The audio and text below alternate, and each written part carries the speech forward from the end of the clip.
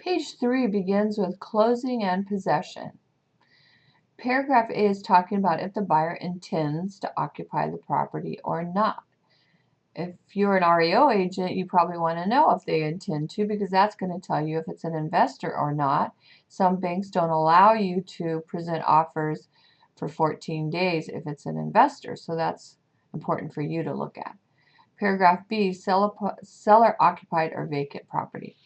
It's built into the contract that the buyer will get the property at 5 p.m.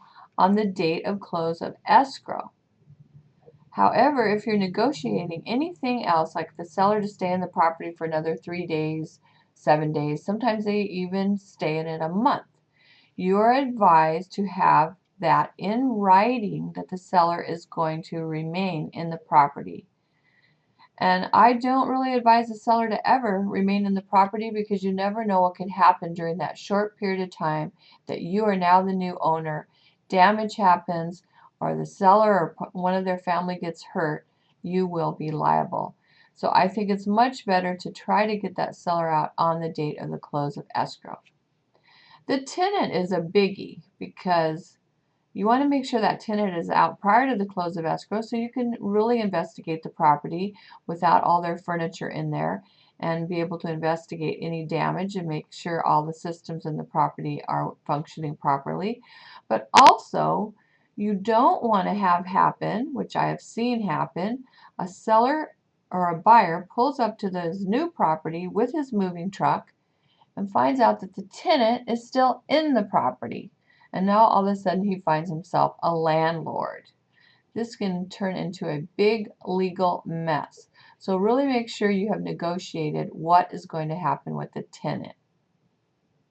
Paragraph D is talking about if the seller has any warranties on items in his property, that he should give you copies of those warranties.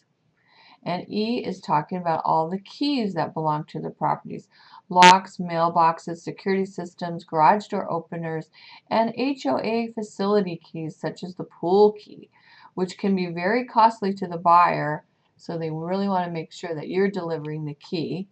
So make sure you, as a buyer's agent, you get that key from the seller. The next thing is there are statutory disclosures that must be provided by the seller to the buyer. Statutory means by law they have to be provided. There is no, you cannot waive the right to getting these disclosures.